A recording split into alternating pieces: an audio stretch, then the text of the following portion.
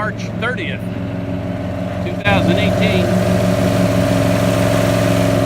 It's in the afternoon, maybe 5:30. Probably about 55 degrees out here, 60.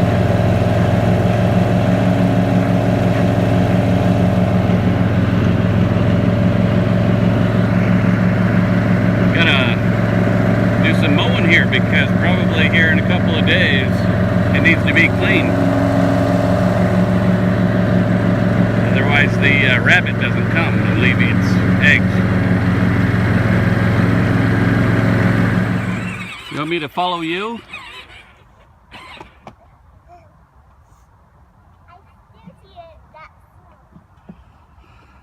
Okay. Well, we mowed. I still have to go around and pick up some garbage that blew in from who knows where. But I always mow and blow everything right up against this wall. And it acts as sort of a natural mulch. I got a couple of things sticking up there. He's been following me around, helping me. Yeah, but I think we got it in good shape, Alex. I think that who do you think is going to come in a couple of days? Easter? Who? Easter Bunny? Yeah. You think we got everything nice for him? Mhm. Okay. So he could come and hide eggs. Yeah. And Dad? What? I guess you could have some fun on your lawnmower and follow me. You want me to follow you now? Yeah. All right. Okay, I'm following him.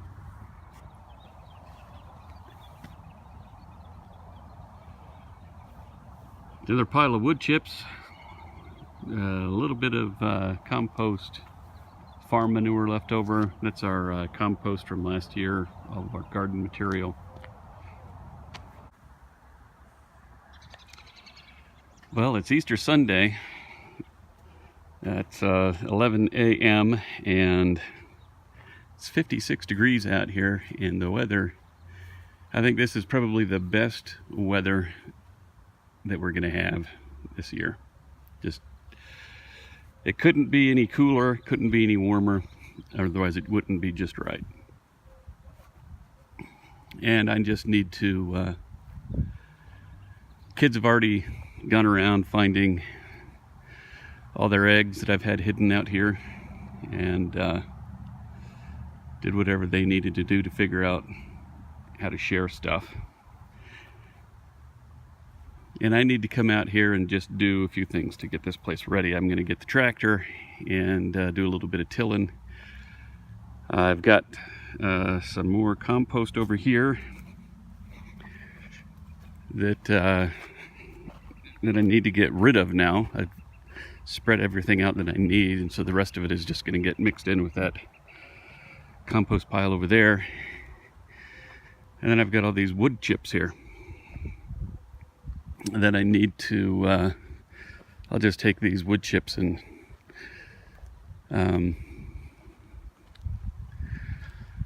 just sort of nudge them off to the side a little bit.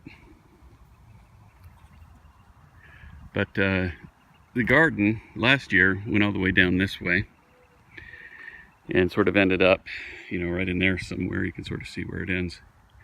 This year I'm going to bring it down not quite as far and just bring it out this way further. So last year the garden ended about there. I'll bring it out, you know, over into here. I picked up a new middle buster. That thing weighs a ton. My other one broke last year. It was homemade, and I just left it out and I never painted it, and so right down sort of in that area it rusted out too much and got really weak and brittle and busted off when I was trying to use it.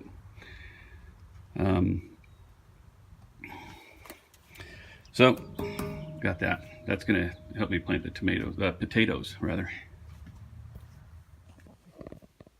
I also picked up this live track. You know, I don't want to, for some reason, I like these guys and these guys, but I don't like these guys. And these guys, once I turn on that water, they seem to find their way along with that water when it starts flowing. And I don't like putting out those big traps that would kill them, because I'm always thinking I'm going to get something that I don't want.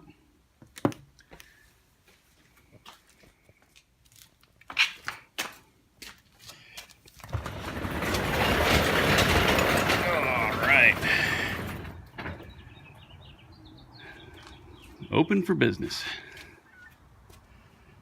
There's that dog. You know, those wood chips.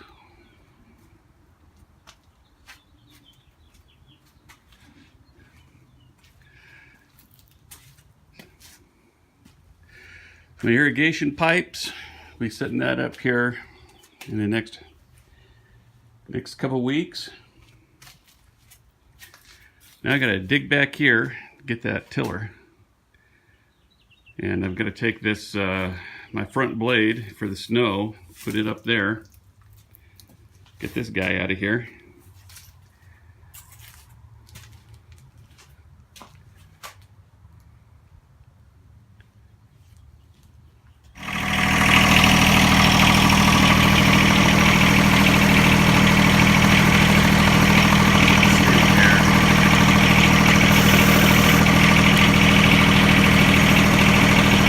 I just went over 500 hours about an hour ago.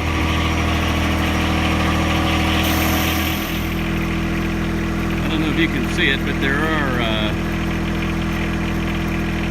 a few little blossoms coming out here. That's an apricot tree, that big apricot tree. Well, we've been overridden.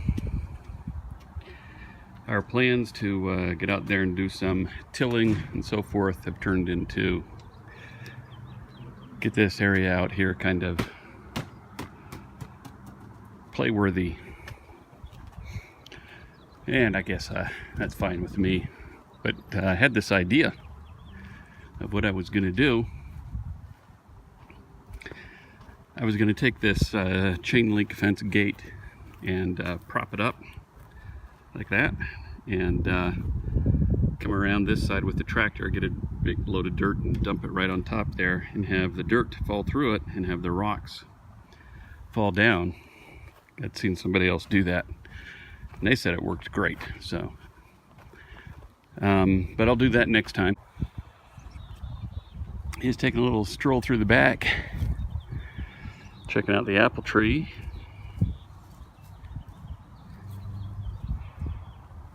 It looks like it's doing well. It's got lots of little buds that are just breaking.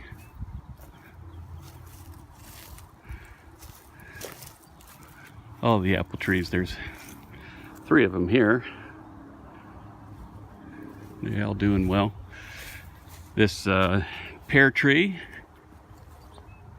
looks like it had that's left over from last year, but it's got a whole bunch of new growth here, which is looking really good. This tree didn't do so well last year.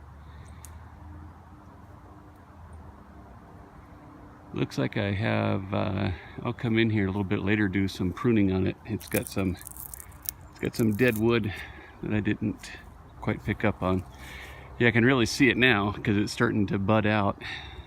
I can see the dead wood versus the not dead. This cherry tree is just getting ready. It's got lots of good little buds on it.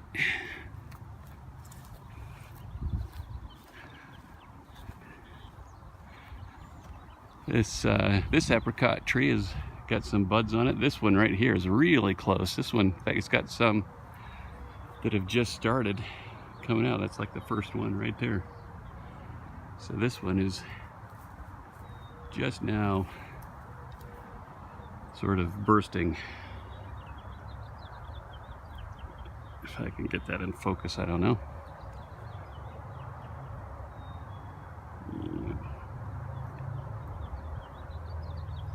You got some good flow coming down from the mountains.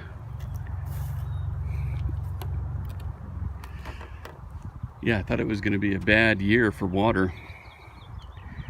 And just these last couple of months, the water seemed to pick up quite a bit. You can see we still have some snowpack up there.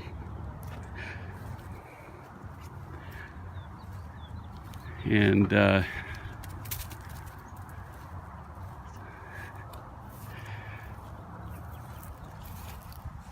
nothing happening here yet on these grapes.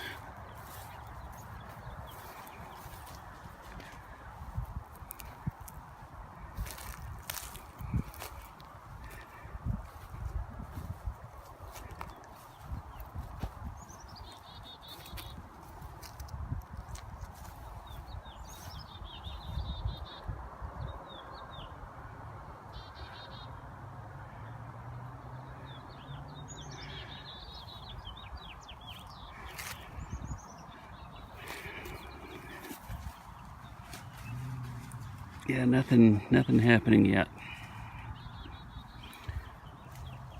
But I sure hope something happens.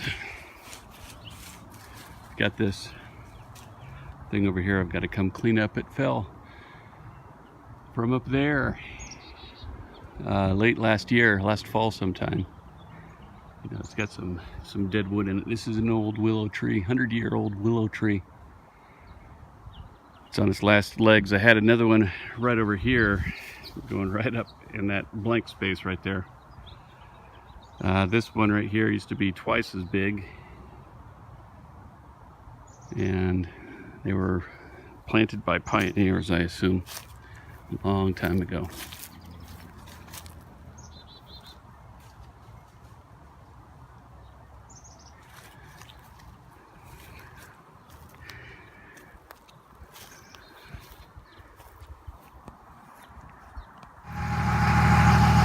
Been a while since I had this thing out. It needs a little spring break. So that broke my heart right here not too long ago.